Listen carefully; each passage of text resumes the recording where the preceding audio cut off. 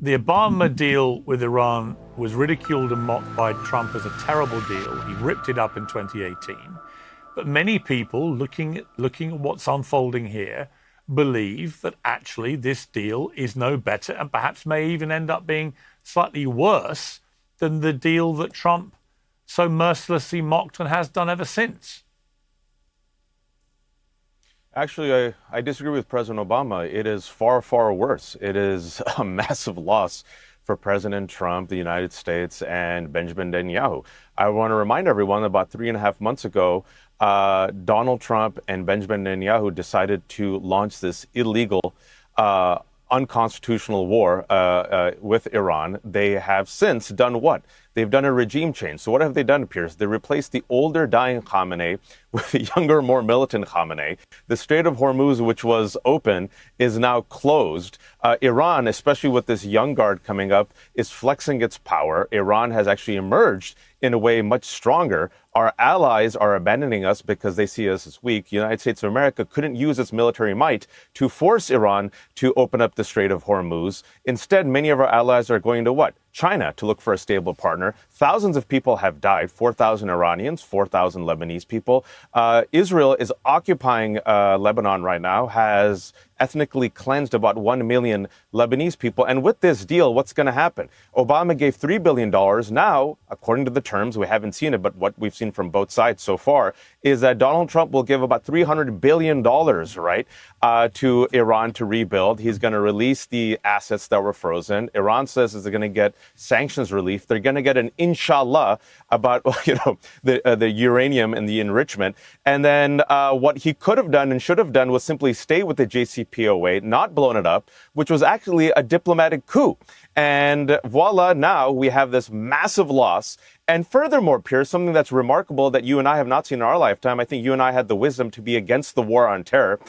We've seen in our lifetime that most Americans, whenever the United States bombs Muslim majority countries, they're with them. The majority of Americans are not with Donald Trump on this. In fact, every single month that this war has gone on, a majority of Americans, including his base, including young Republicans, say, why are we in this war and why are we giving this money to Israel? So what's going to happen now, and I think what President Trump should do, is we know what Israel's going to do. I don't know if you just saw earlier today, Israel's defense minister said, we don't care, and you just heard what Naftali Bennett said, we don't care what the United States does. We're going to continue occupying Gaza, we're going to continue occupying Syria, we're going to continue occupying Lebanon, we're going to do what we're going to have to do. If Trump was smart, what he'd say is the following: Israel, you do what you want.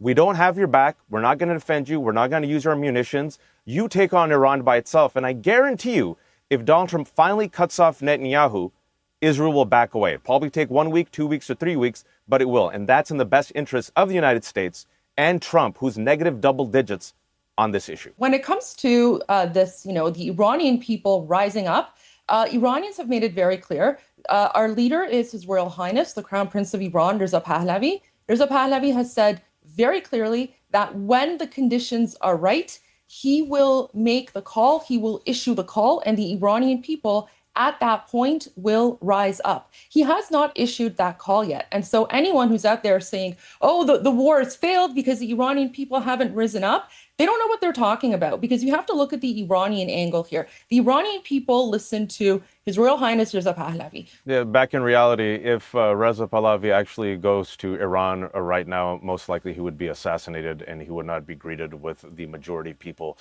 because he's seen as an agent and tool of the United States of America. But let's go back to reality. Donald Trump's biggest mistake. His biggest mistake was being dog-walked by Benjamin Netanyahu. I would suggest you don't speak about the Iranian people and how they view His Royal Highness. You're not Iranian. You have no idea what you're talking about. You have no idea what people in Iran think or say. Wonderful. Okay, thank you. I appreciate your alternative take on history. Let me just respond. Back in reality, Donald Trump's biggest mistake was he allowed himself to be dog-walked by Benjamin Netanyahu. He pulled out of the JCPOA. If he had just stuck with it, Piers, if he had just stuck with it, Iran would be weaker right now. The regime would actually be much more compliant. There would be much more transparency. It'd be less dangerous. He blew it up. Why? Because Netanyahu said, blow it up. So he did. Then he made the mistake last year of joining Israel in its 12-day war. And Donald Trump then bragged bragged about destroying Iran's nuclear capabilities. He degraded it, didn't destroy it. The biggest mistake was that Donald Trump did something that no president has done in 47 years. He actually followed Netanyahu and Israel into this regime change, this illegal, unconstitutional war. Now, what happened? And you've mentioned the facts. He promised regime change. There isn't a regime change. Sadly, there isn't. This is a totalitarian regime. It's gotten younger. The same players have just been, if you will, upgraded because they're younger, a bit more militant. Iran is flexing its muscles. Iran wargamed this. The Strait of Hormuz was open. Now it's closed. Who controls the Strait of Hormuz? Iran. What's happened to the global economy? You've seen Asia Pacific just get riled. You've seen gas prices go up to $4.50 to $5. Donald Trump, the Trump administration, has openly said that as a result of this, even if the strait opens, we're going to see high gas prices until 2027. Energy shortage, fuel shortage, food shortage. It's rocked Asia Pacific. Like I said before, our allies, our Gulf allies said, hey, man, we have bases here. We have U.S. companies here. We're getting targeted by Iran. They're looking to China for a new partnership. So what did Donald Trump gain by being dog-walked by Netanyahu? His poll numbers are rock bottom. A majority of Americans are against this war. Gas prices are up, food shortages, energy shortages, helium shortage.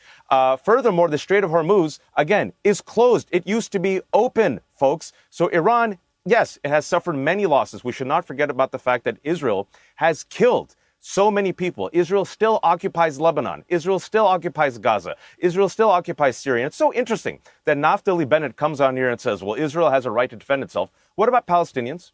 What about the Lebanese? What about the Syrians? What about Iranians? Because last time I checked, the United States and Israel were the ones who unilaterally started this war, assassinated Khamenei. آنچه در مورد ما میگویند